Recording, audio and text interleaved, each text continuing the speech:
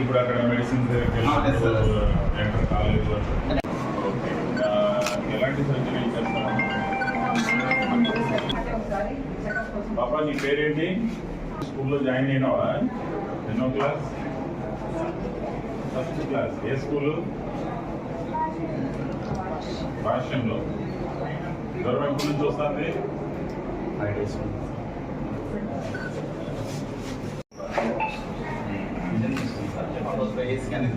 ఇప్పుడు ఆమె ప్రాబ్లం శుక్లాలు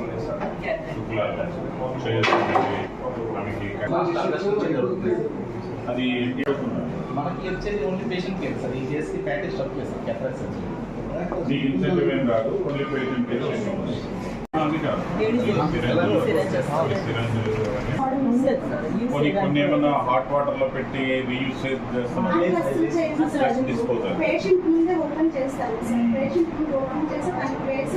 ఎప్పటికప్పుడు డిస్పోజ్ చేస్తున్నారు. కింద మీరు ఇందులో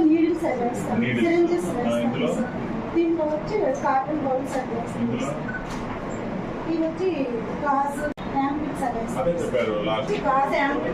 దీన్ని ఎవరు వచ్చి పట్టుకెళ్తారు?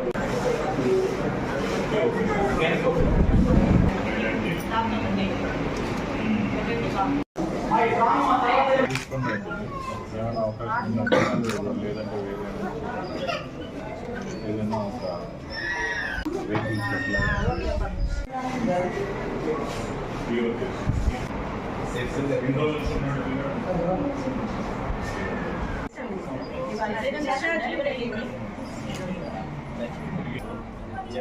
డాక్టర్ బాగా చూస్తున్నారా? మీ అమ్మ వాళ్ళు ఉన్నారా ఇక్కడ?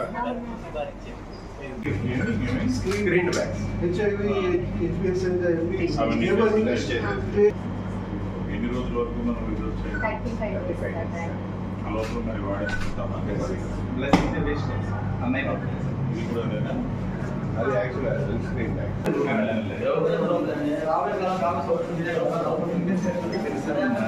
300 ml resolution sir. 300 ml. Good resolution. This 5 year and higher version. Company ఎలాగా మళ్ళీ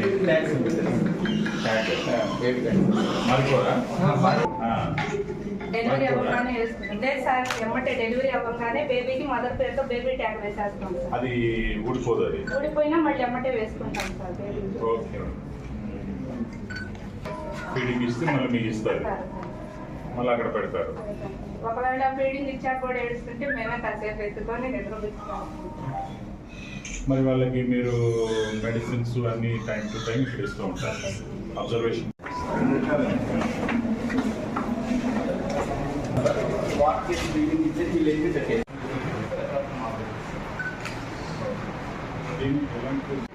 ఇక్కడ కాదు, ఇంట్లో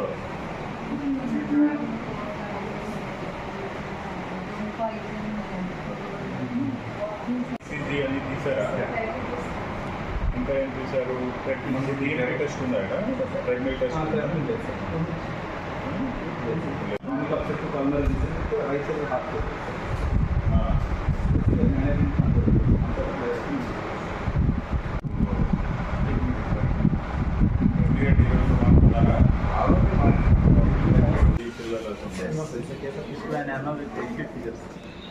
పిల్లలు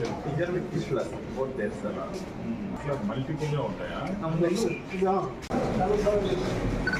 ఈరోజు రెగ్యులర్ విధి నిర్వహణలో భాగంగా ఏరియా హాస్పిటల్కి రావడం జరిగింది ఇన్స్పెక్షన్కి సర్ప్రైజ్గా. ఇక్కడ మనకి డిసిహెచ్ఎస్ గారు, డిఎంహెచ్ఓ అండ్ హాస్పిటల్ సూపరింటెండెంట్లు ఇంకా అందరూ కూడా అవైలబుల్ ఉన్నారు.